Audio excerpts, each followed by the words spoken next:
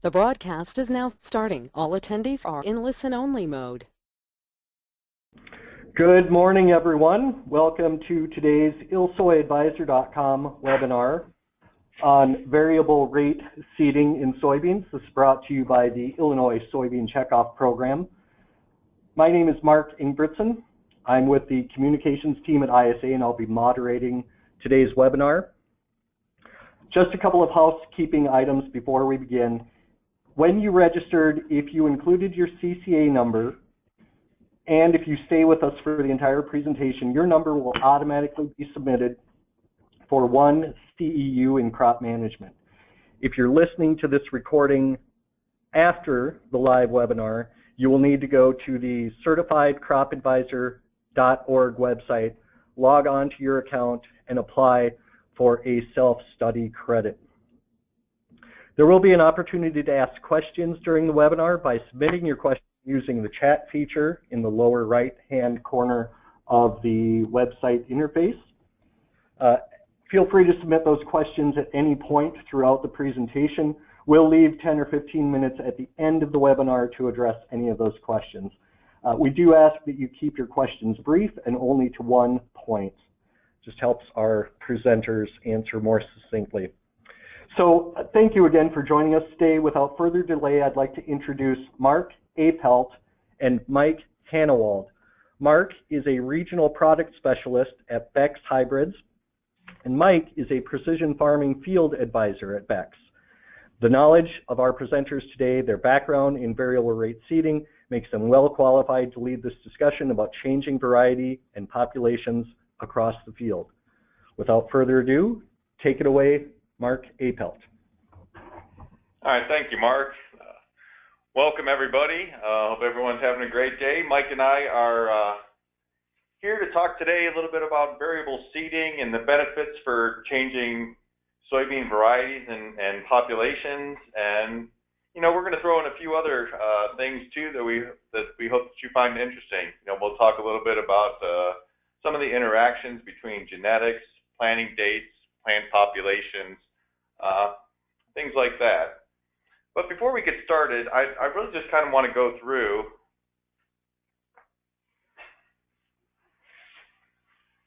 I'm having trouble moving this thing forward, so hold on one moment. I just want to go through the 5 factors that really determine soybean yields. So when you look at it, the 5 things that determine yields are the number of plants that you have in emergence. You also have the number of nodes. We all know that the more nodes that you produce, you know, you're setting yourself up to have more pods per node, and therefore you can get more beans per pod or per node. And then you also have seed size. Those are really the 5 factors that determine soybean yields. Everything that we do management-wise is really trying to improve one of those 5 things. When I talk to many producers and growers and ask them the question, what do you find is the most important of those 5 factors? Usually the response I'm going to get is that emergence is the most important. And the reason they tell me is like, well, you got to have the plant out there if you're going to get any yield whatsoever. So I do agree that emergence is very important. But if you can get a stand established, the thing that will impact yield the most is seed size. Any stress that you have during that seed size filling period is going to impact yield more than any of those other factors that are on there. And we all know this because we always see this during the month of August. We always say August makes soybean yields, and the rains in August are really impacting seed size. So I want to go through and take a step back and take a look at the historical yields, both the national average and what Illinois soybean yields have been. So you'll see the Illinois yields in the gray bars, and what those gray bars are indicating is that Illinois is producing higher yielding beans than the nation, which should not be surprising. But when you start taking a look at soybeans and soybean yields over time, what you're going to notice is prior to about 2013, you saw some years you had really good yields, and then some years you had a little bit lower yields. But in the last 4 years, there's been a general trend that we've really started to make a step change in yields. So 2014, 2015, 2016, both in Illinois and nationally, we've had 3 of the highest yielding soybean years we've had. So what has really changed in the last 3 to 4 years? To me, that's a big question. And one of the things that we've noticed, and this was a change that started beginning in about 2009, and then you had your last major soybean company in 2013. They switched from going to 50-pound bags and went to seed count. So most companies went to about 140,000 seed count in that 2009 to 2013 range, and by doing that, a lot of people were picking larger seeded soybeans. I've talked to breeders in the past, and one of the things that they've actually mentioned prior to this point, so it was about in 2009 that I asked the question, I said, what really drives yield? And they said, we know that seed size can actually help to drive yield, but they said when we talk to growers and customers, they don't want to buy the large seed size because they were getting less value in a 50-pound bag. So I think that some of the yield increases that we've been seeing in the past several years have actually been due to soybean seed size. I want to take another look at something, and this is looking at the soybean makeup. We know that for soybeans, that the vast majority of soybeans are made of protein. In fact, about 38% of soybeans are made of protein. All protein is made up of amino acids. So on that whole Excel sheet on the right, it has all the different amino acids.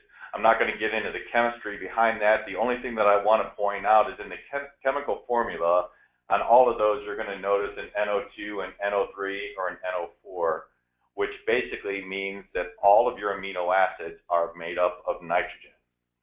So nitrogen is a big part of driving soybean yields. If it's made up of 38% protein and you're looking at all of your amino acids make up your proteins, that means that nitrogen is a big driving factor for soybean yields. And to drive that point home, we have a practical farm research facility in London, Ohio, in which we started taking some tissue samples at the first part of August. And what we did is we wanted to look at what the nitrogen concentration was in the leaves at that first part of August. And that was approximately the R2 to R3 soybean stage, which was beginning flowering to kind of beginning pod set. And what you're going to notice here is on the x-axis we have our different planting dates, and on the y-axis is the nitrogen content. And what you're going to notice is that those gray dots indicate your yield, and wherever we have higher nitrogen contents, we have higher yields. So early on, when we were planting at the beginning part of April and even the middle part of April, all the way out to June 9th, you're going to see that the correlation between yield and nitrogen rates is very strong. The more nitrogen we can drive into the plant, the more yield that we can obtain. In fact, if you look at the literature, one of the most important, or one of the points that they actually make is that soybeans require about 5 pounds of nitrogen to produce 1 bushel. So think about that. To get 80 bushel soybeans, you're now thinking about 400 pounds of nitrogen that you've got to get to that plant. So there is a correlation there between nitrogen and yield. But what we're here today to talk about is, can this variable rate seeding also help to drive soybean yields? And the thing that Mike and I are going to be talking quite a bit about is really that there's many interacting factors that need to be considered. And hopefully we'll bring some things to light for you today on that. And one of the things that we obviously look at is we look at soil types. And we know that there are some soil types that can mineralize more nitrogen than others, and that's going to be driven primarily by organic matter. So higher organic matter soils are going to mineralize more nitrogen and give that plant a lot more nitrogen. And we know that nitrogen is a vegetative response to that soybean plant. So in other words, we know if we have more nitrogen going to a plant, or we put it in higher organic matter soils, we know we're going to get more vegetative growth. So we know that soil types will make a difference on variable rate seeding. Then the portion that I'm going to talk about a little bit more is understanding the genetics. You know, picking offensive or defensive, some people call them reproductive or vegetative or racehorse, workhorse varieties, and what those varieties, how do you distinguish between an offensive and defensive product? You know, we can look at certain characteristics, and I'll talk about a few of these, but several people look at diseases, plant height, leaf size, several different attributes of soybeans, but it's really trying to understand the genetics and where those get placed on those different soil types. And then Mike and I will touch a little bit on planting date. So should your seeding rate really be the same for the early planted versus later planted soybeans? We'll also talk a little bit about plant population. So should your populations change based on either the genetics or the planting date? And then the thing that we want to talk, that I'm going to talk a little bit now, is temperature. And temperature is one of those weather conditions that we talk about that we don't think that we have very much control over, but I want to present a few things that might actually help you to understand that maybe we have a little bit more control over that than what we think.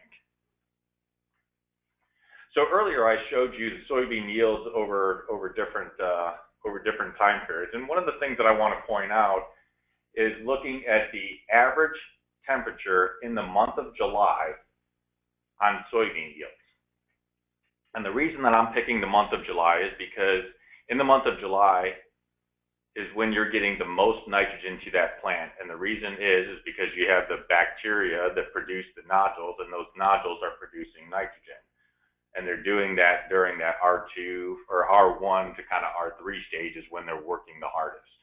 And that typically is happening during the month of July. So looking at the nodulation being the greatest during the month of July, so that's why I wanted to focus on what the temperature was during that point in time. And what you're going to notice is in 2012 is when you had the highest soil temperatures in Illinois. Not very surprising. We all know in 2012, Illinois had kind of a drought year.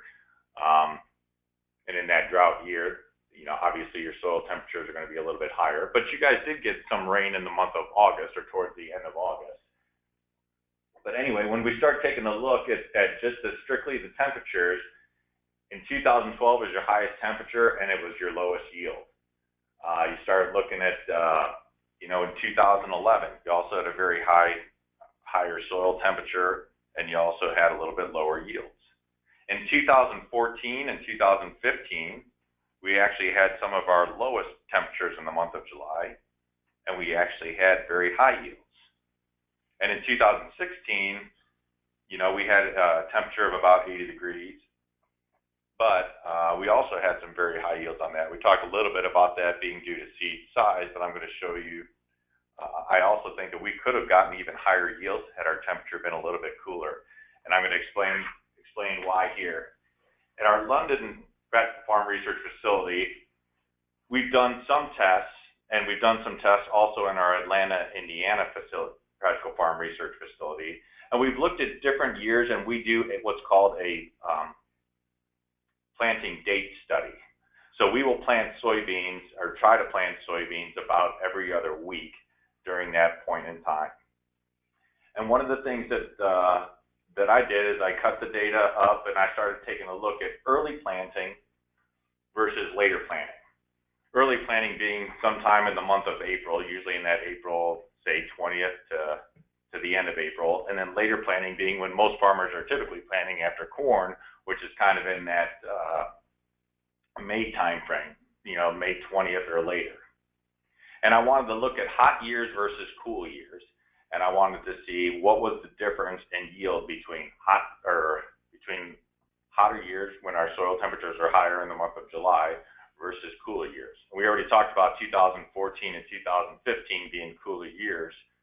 And in those 2 years in particular, when we planted early versus planting late, we still saw a yield difference, but the yield difference averaged 5.2 bushels in 2014, and it averaged 7 bushels in 2015. Now let's take a look at 3 hotter years.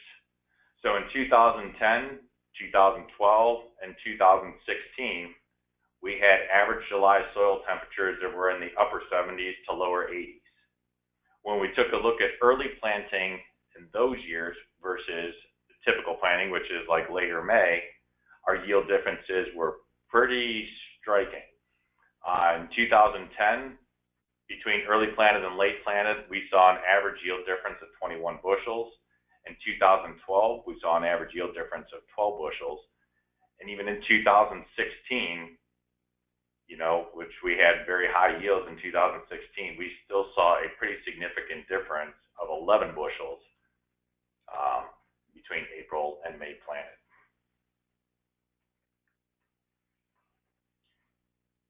Also talking about planting date, I think that one of the things we've been able to kind of disprove over the past couple years has been the planting date effect on flowering. Most people say, and when I've looked at this up on the internet, we all know that the internet never lies.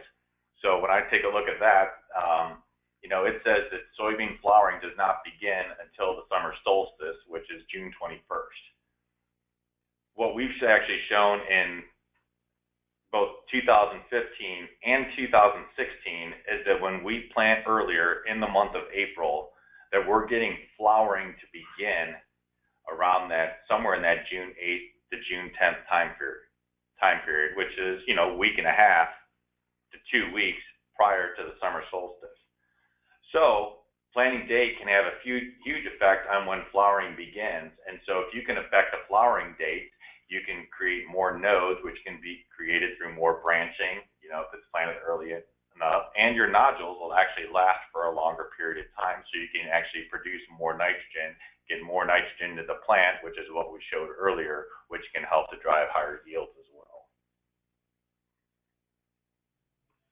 But the one portion I want to talk a little bit more about is I want to talk about genetics, because we're talking about variable rate seeding, and genetics is going to play a pretty big role on that. And I want to talk about how most people think of picking an offensive versus a defensive product, or a racehorse versus a workhorse. So a lot of people will look at specifically Phytophthora.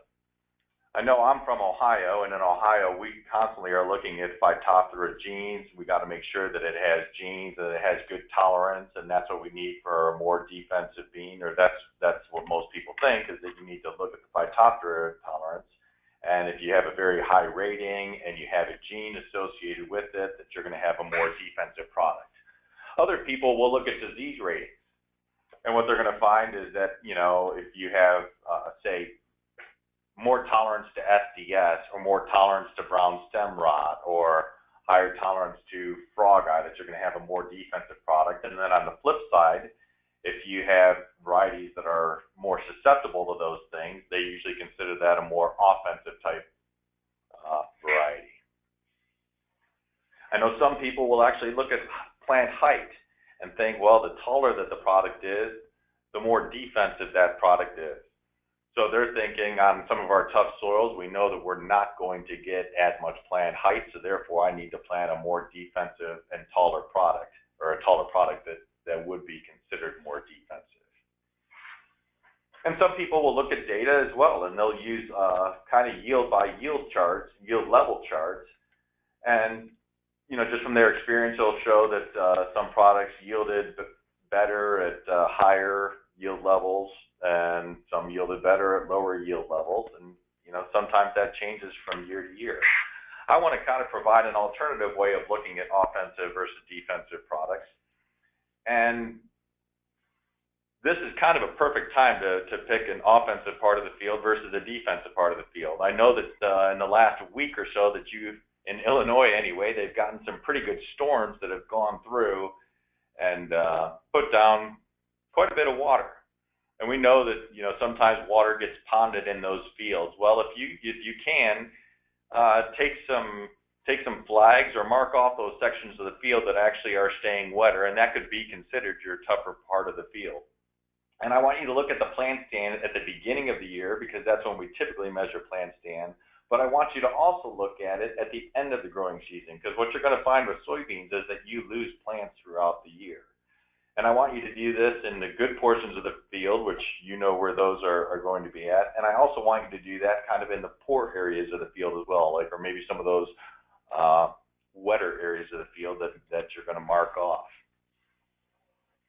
I also want you to look kind of at the variability of seed size at the end of the year. So the more variable the seed size that you're going to get, typically the more offensive that product is going to be. So we all know that when we put soybeans in tougher parts of the field, that the seed size is going to shrink up. With certain products, it's going to shrink up more than others, and I will show that in just a minute. And the ones that don't shrink up as much are usually going to be considered more defensive. The ones that actually shrink up quite a bit are going to be usually more an offensive type product. Then you'll also notice differences between genetics on leaf size. Usually the larger the leaf size, the more defensive the product.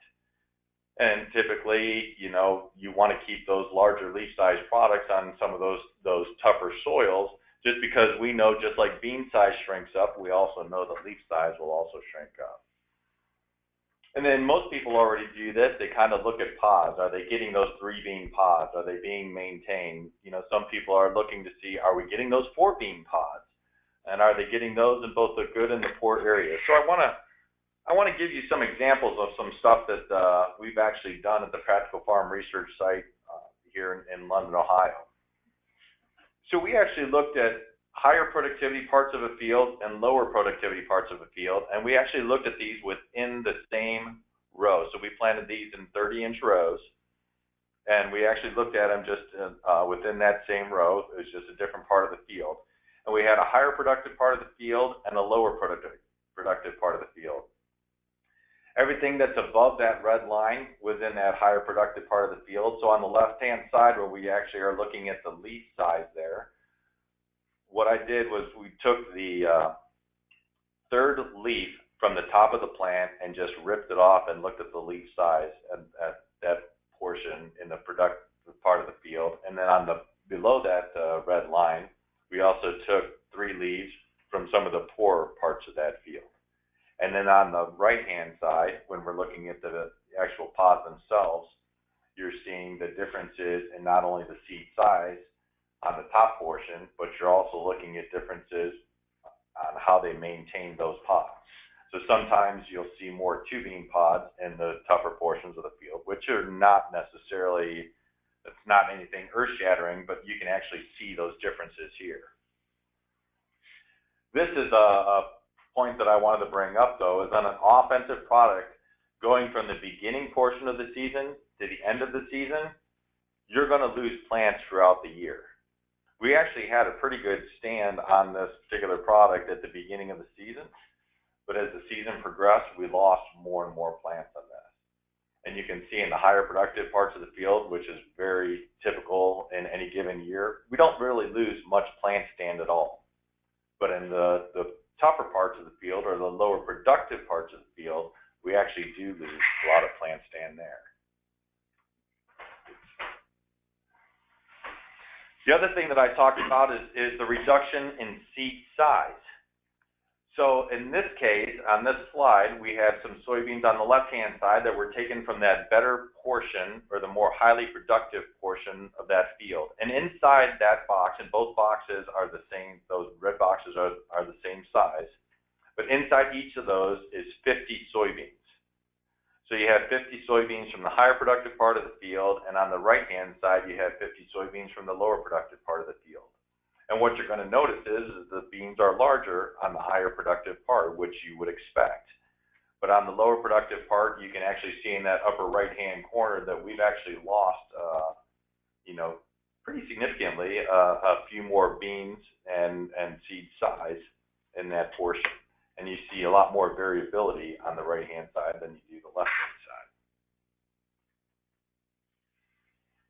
Now I've talked about some offensive products. Now I want to talk about a defensive product in the same field.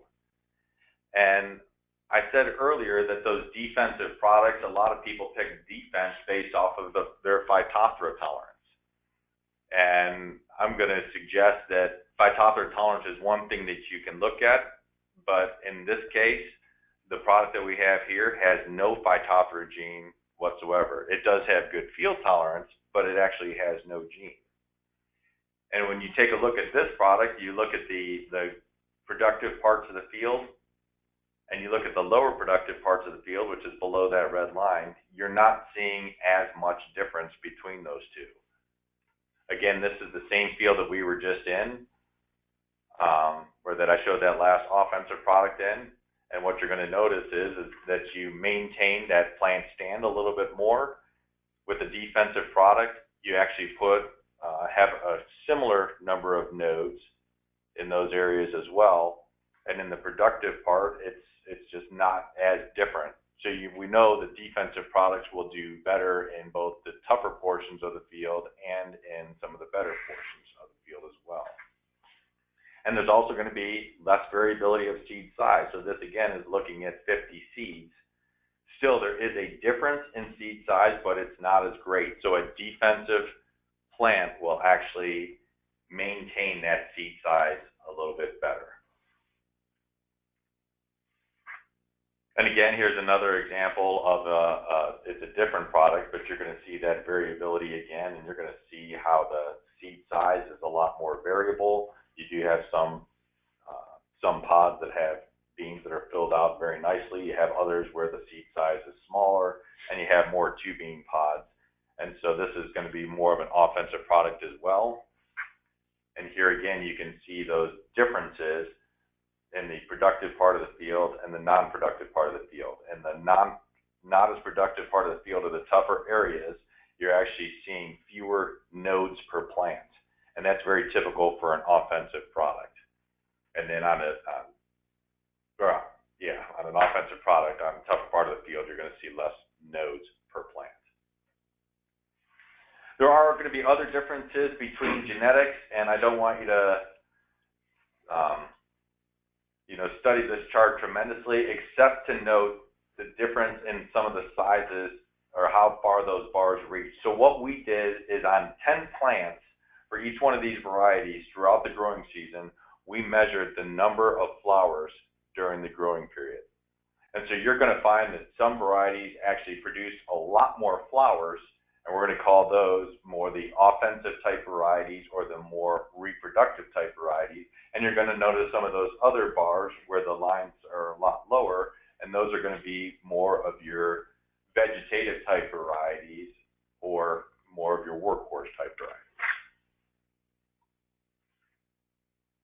So really going and kind of summing up the genetic considerations for variable rate seeding on those offensive products like we just discussed, they have more flowers per node, so they need to go on those soils that actually have higher organic matter or will actually mineralize more nitrogen. We talked about how nitrogen causes more vegetative type growth, so you need to offset that vegetative type growth with those products that are more offensive and have more flowers per node.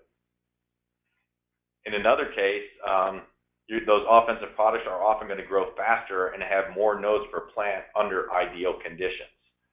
So under those ideal conditions, you want to keep your plant populations lower under those ideal conditions. The offensive products typically are going to have smaller leaf size. When you put them in good soils, that leaf size will obviously increase, but typically you put them in stressed soils, they're going to shrink up quite a bit like we showed. So you really want to push the plant populations under those stressful conditions. The offensive products typically have more variation in seed size. They want to put more into that reproduction, so they don't like to have those tougher soil conditions that are not going to help them out. So they want to basically just have as good of soil conditions as what they can possibly have. And they should be planted earlier. This is a very key point. Those offensive products, usually those products are going to be with a smaller leaf size. They're usually going to be a little bit shorter. They should actually be planted earlier to help shade the ground and to keep your soil temperatures cooler, because if you can get those products planted earlier, shade the ground earlier, keep the temperatures cooler, you're going to create more nitrogen, which is going to create more yield. And on the flip side, you have your defensive products, which usually have fewer flowers per node. You want to give them room on the high productivity soils. They're going to grow at a more consistent rate. They may not throw out more nodes under the ideal conditions, but they're going to be more consistent. They're going to have larger, more consistent leaf size, more consistent seed size. And typically those defensive type products, they can be planted later to get that canopy coverage. So if you're not going to be planting until, say, like in the latter half of May, you want those things that are going to give you larger leaf size, that are going to be more vegetated, to give you greater canopy coverage quicker, shade the ground, keep your soil temperatures cooler, so you can actually create more yield by shading that and creating greater canopy. So there obviously are differences between offensive and defensive products, which makes a case for kind of a multi-hybrid planter. And so I'm going to turn it over to Mike to kind of give you some data that actually shows differences between offensive and defensive products. All right, thanks a lot, Mark. So I'll go ahead and show you some of the return on investment information that we've calculated here from our multi-variety testing that we've done here at Beck. And so there's currently two options on the market when it comes to multi-variety and multi-hybrid planting, and that's the Kinsey 4900 multi-hybrid planter, and then the Precision Planting V-Set Select. And so when you look at our testing data, we have 5 years that we have tested these planters, and we tested in both corn and soybeans, although much more extensively in corn than in soybeans.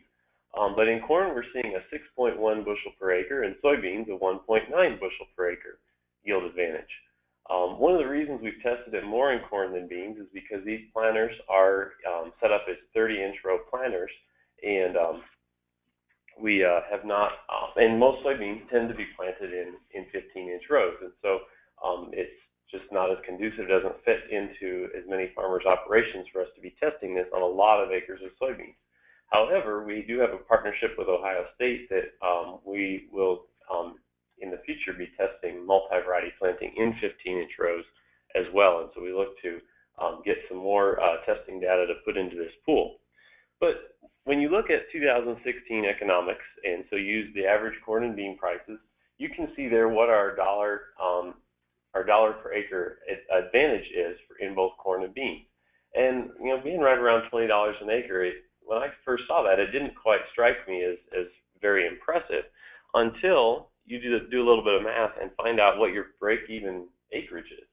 So using this information from our 5 years of testing, you can see that it only takes 662 acres of corn and 833 acres of soybeans to pay for these additions to your planter, or to pay for the extra cost of buying a new planter.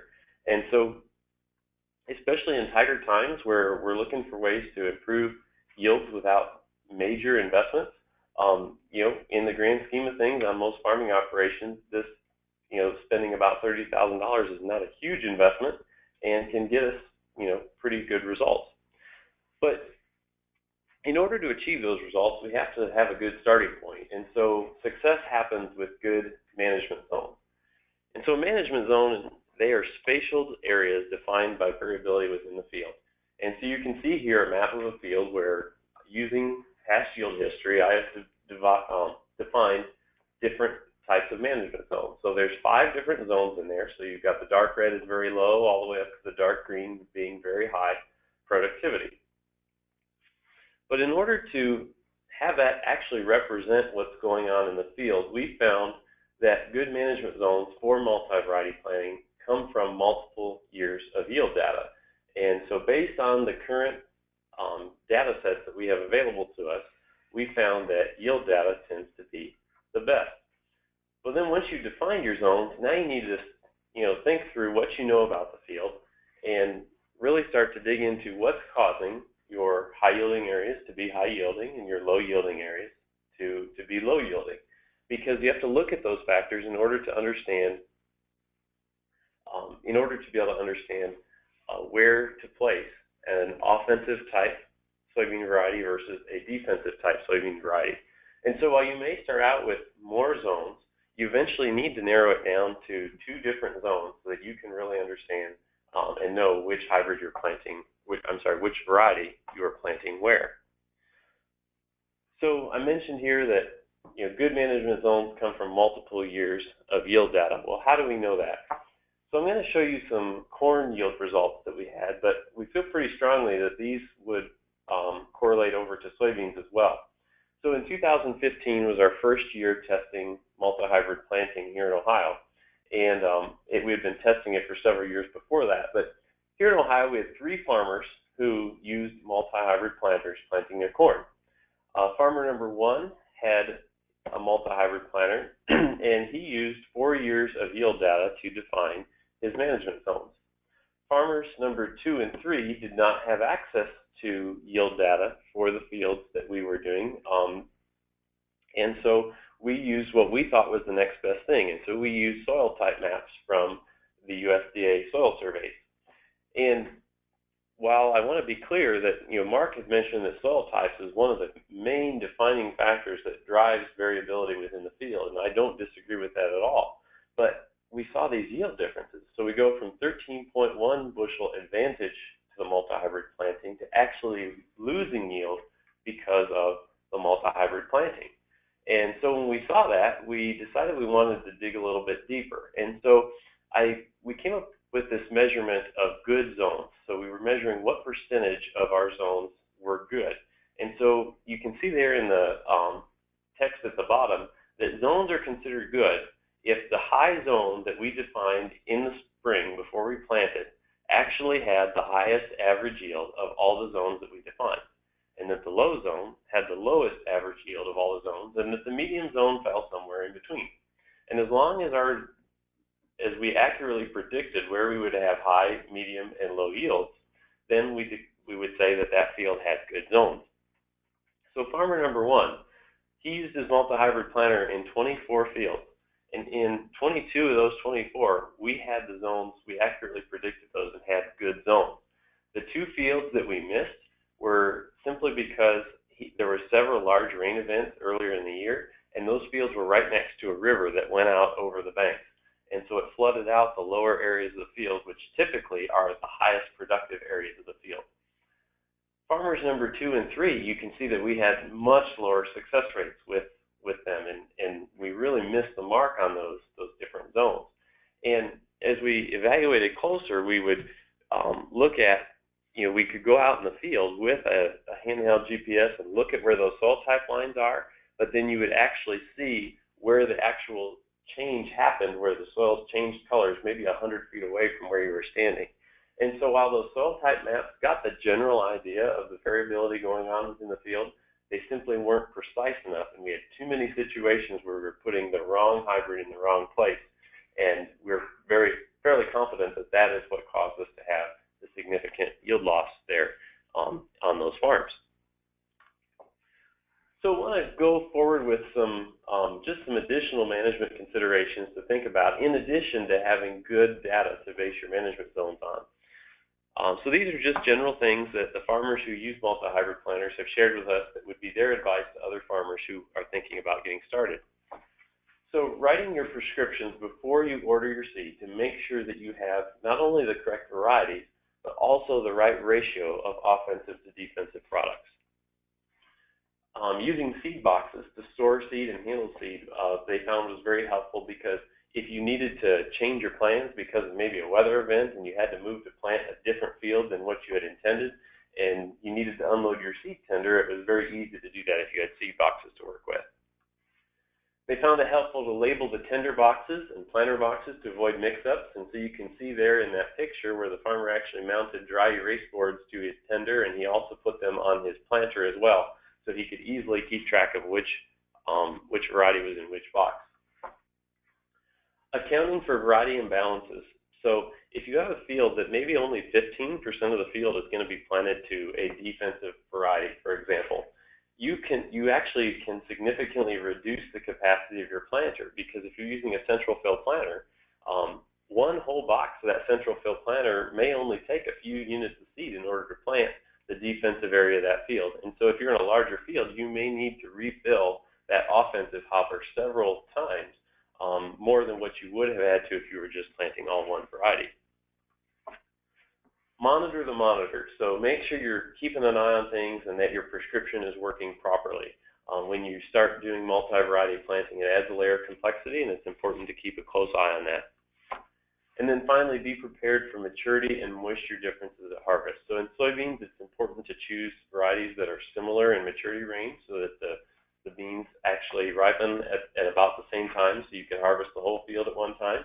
And then in corn, make sure that you're thinking about moisture and dry down characteristics. So even though you might have two corn hybrids that are very close in maturity range, they could have significant differences in moisture simply because of dry down characteristics of the hybrids. So shifting gears here from the multi-variety planting to talk about planting date a little bit more. And Mark hit on the importance of planting date a little bit earlier in the presentation, but here we have some of our practical farm research data that we have tested for 5 years at multiple locations across the Eastern Corn Belt. And you can see that over those 5 years, planting earlier, so from the middle of April to the middle of May, as opposed from planting the middle of May to the middle of June, we've seen an average advantage of $146 an acre by planting in that earlier window. And this has been so consistent across all these years and locations that we have actually labeled it as a PFR proven practice, as you can see the notation down in the lower right corner, that this is a practice that we've seen so consistently that we are very confident that it will continue to be work on our PFR locations, and we recommend farmers try to implement this as a practice because it's one of the practices most likely to give you a good benefit on your own farm. Another thing I want to point out is some of the differences in populations. So you can see there when we look at the earlier planting window that the populations are fairly consistent, but with the lowest populations having the highest return on investment. However, if you look at the later planting window, look what happens when you go to those lower populations down to 100,000. It drops off fairly significantly when you look at the scale that we're looking at here on the y-axis of the graph. And so this is something that we've observed many times, and this simply quantifies it and shows it that as your planting date progresses later into the season, you need to be increasing your planting population and making those changes to your plan. We all want to aim for earlier planting because that's where we have the best chance of having very good yields, but sometimes we don't always have that opportunity, and we need to adjust the plans to make the most of the situation that we're given. Now, focusing just on the earlier planted window, this was a study where we compared 15-inch rows with 30-inch rows. We have 10 years of data comparing these two planting practices at multiple locations, and again, we've seen very consistent results that at all populations, 15-inch rows are out-yielding 30-inch rows, and on average by about $31 per acre is that advantage. And again, we've given this the PFR proven stamp because our results have been so consistent over the multiple years and locations we've tested this. But the real reason I'm showing you this is because I think this makes a very good case for variable rate seeding. And so look at those populations in 15-inch rows. Our economic optimum seeding rate in 15-inch rows over all these 10 years and multiple locations is only 100,000 seeds per acre. And I want to clarify that that's 100,000 planted. That is not your final stand. That's what you set your planter to. And so, why is that? Well, most of our PFR sites tend to be in higher productive soils. And so when your beans are exposed to ideal conditions and we give the plant the opportunity to really express itself and branch out and really grow, and we give it a little bit of space, it rewards us with higher yield. And then it also is significant seed savings. So about every 10,000 seeds per acre that you can reduce off your planting population, you save about $4 an acre. So not only are we seeing higher yields at lower populations, but it is also giving us our best return on investment. However, there are soils out there where planting 100,000 seeds per acre is probably not a very wise thing to do because they're prone to crusting, or they tend to dry out faster, or there's other challenges going on where it's important to have more plants out there in order to get yield. And so this really makes a strong case for for variable rate planting because you can tailor your population to the yield environment that you have. Save some money on seeds in your best soils because you'll get all the plants and they'll express themselves and branch out, and then put more plants out there to increase your yield on your tougher soils.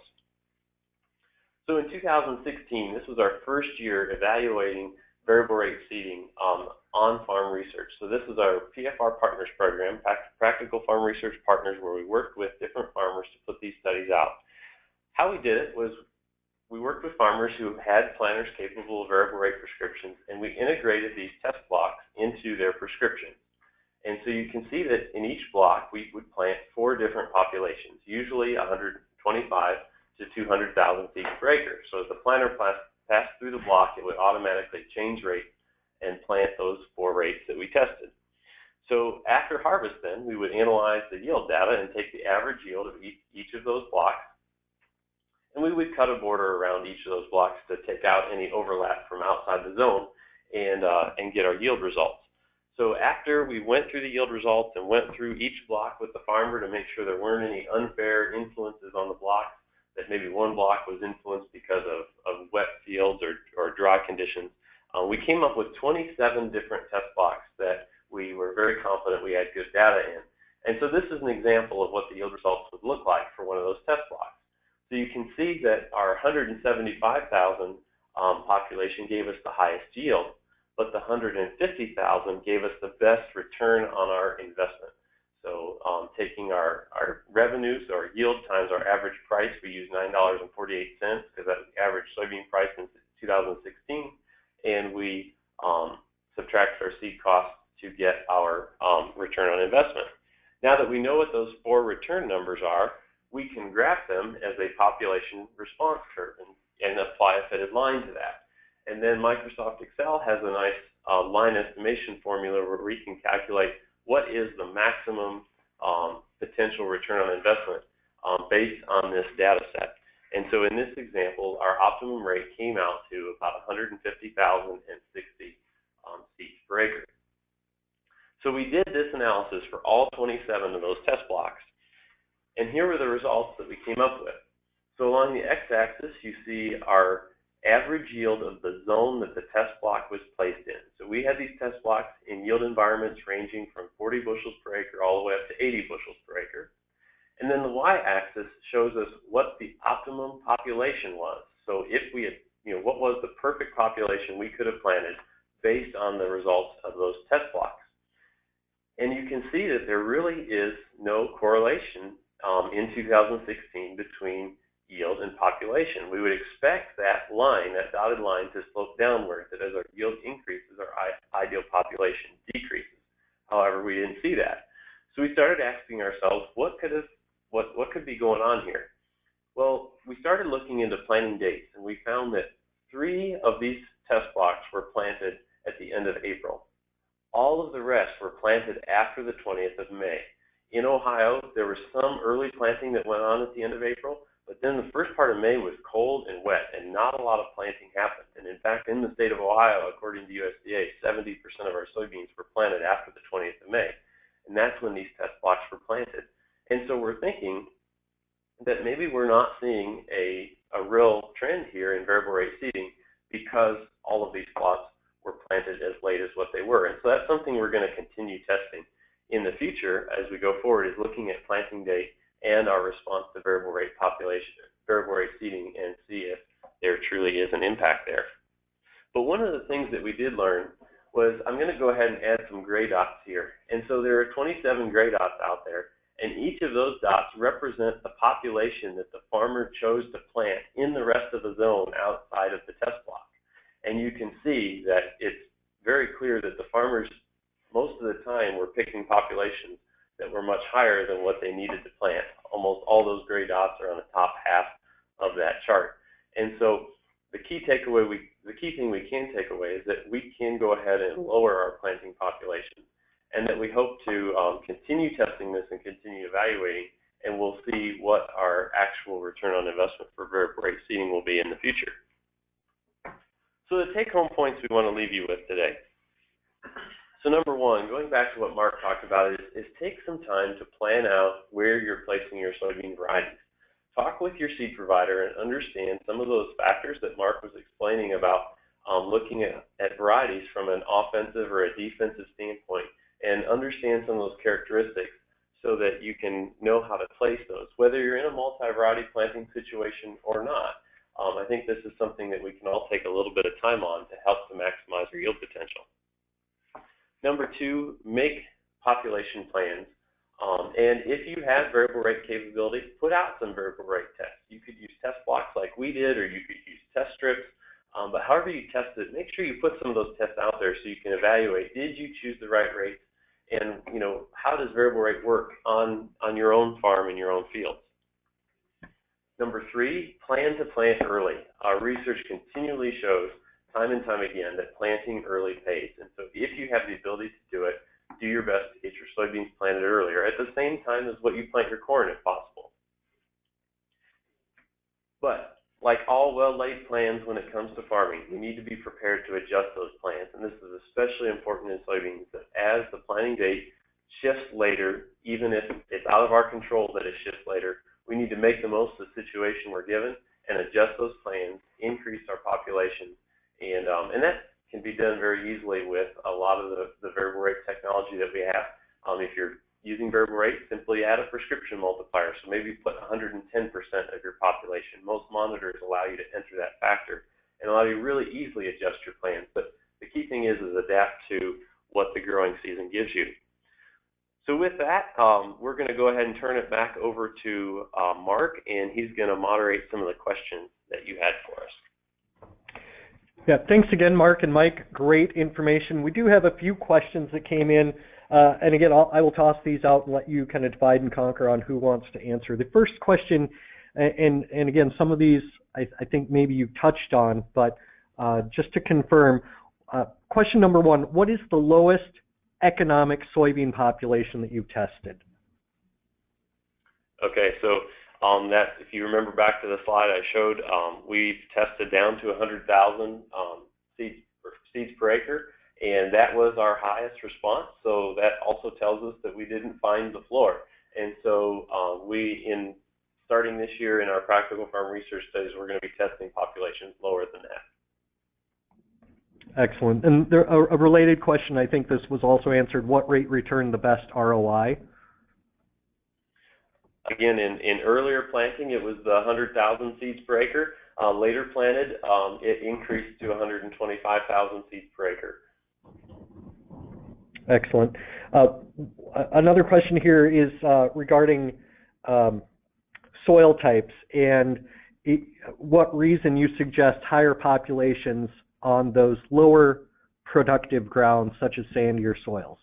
And specifically the follow-up question is that to promote more branches and nodes.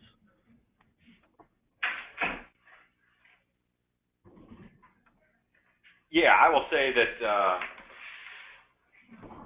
on a tougher productive soils, you do not usually get as much branching, and you're usually not going to get as many nodes. And I mentioned that you're going to get lower or smaller leaf size and smaller bean size, so you need to try and get more nodes and more beans out there. So that's the reason that we recommend higher plant populations on some of those tougher soils, and vice versa, why we really want to lower those plant populations and why we think 100,000 on those highly productive soils need to be much lower plant population.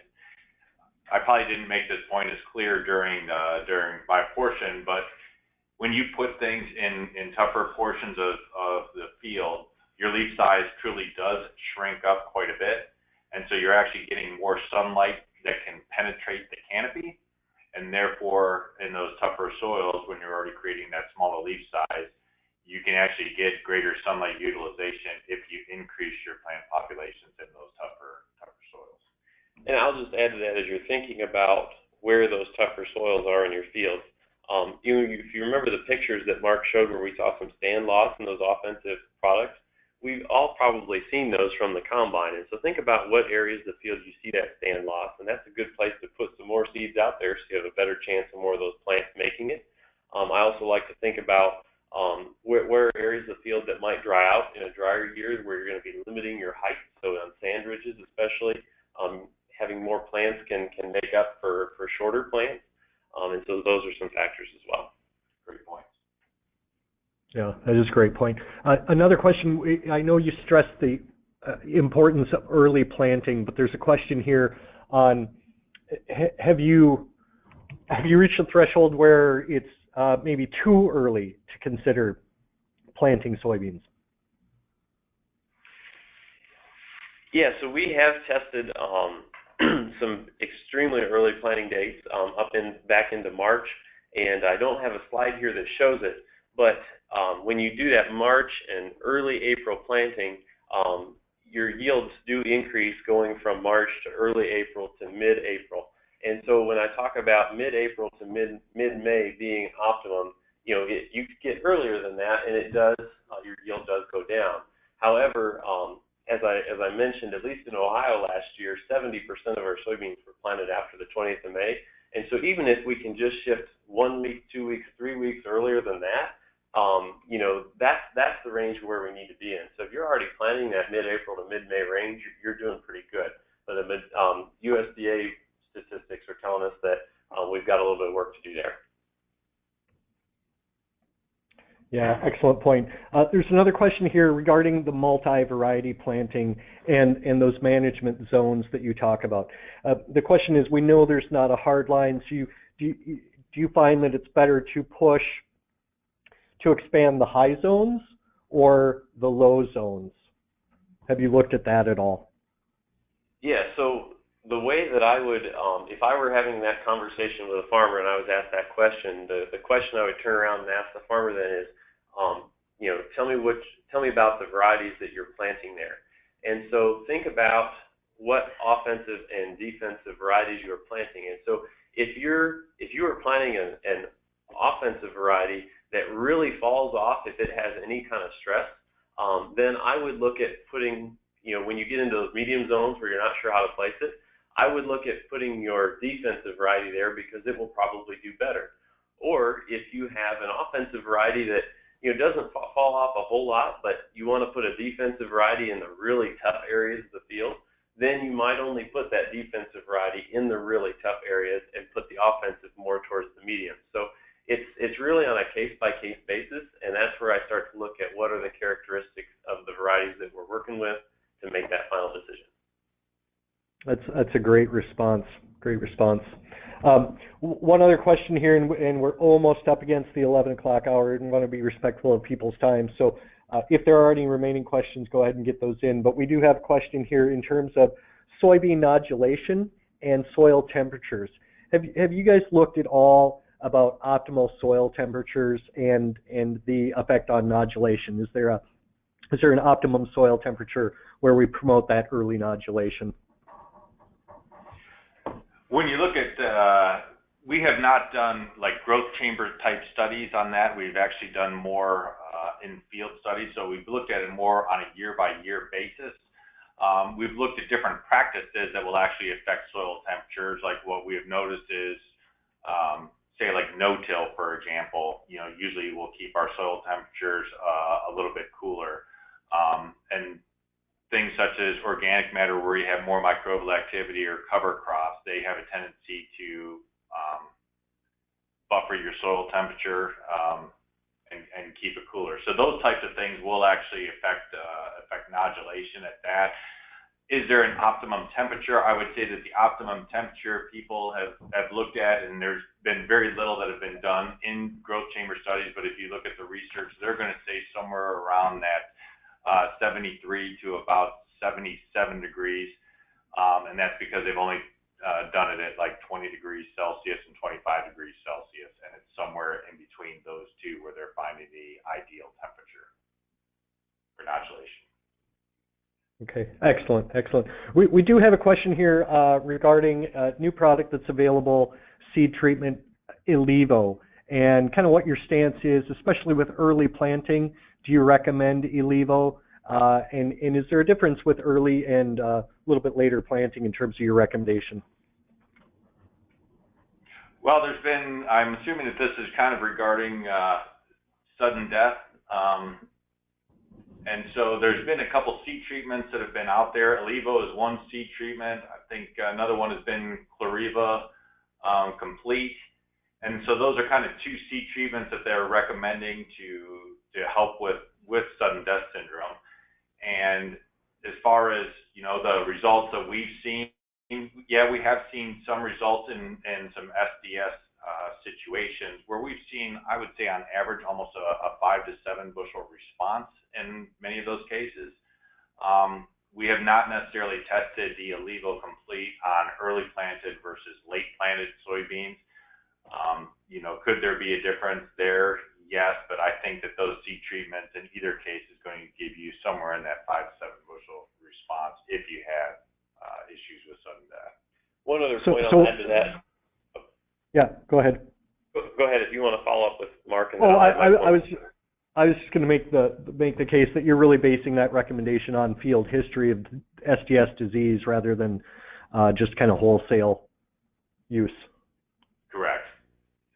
The point I was going to add briefly was that one of the ideas that's been presented has been maybe with multi-variety soybean planting, you might end up and plant the same variety across the whole field, but one of your management zones, you might be planting the variety with the Allevo seed treatment, for example, because those areas of the field have the greatest risk for SDS. We haven't tested it, but it's an idea that I think is a good one, and just wanted to share that. And I'm going to add one more point to that, that the genetics is probably the first place that you've got to look. Take a look at your genetics first for the SDS tolerance, and then use your seed treatments to help out with that. Excellent, excellent stuff. There's one question remaining, and again, we'll probably cut it off after this. We are just a couple of minutes over time. But regarding looking at those zones and the yield maps to determine those zones, the question is, have you tried tying in information from NDVI mapping as part of that decision set on where to map those zones? So that is something that we have we've looked at.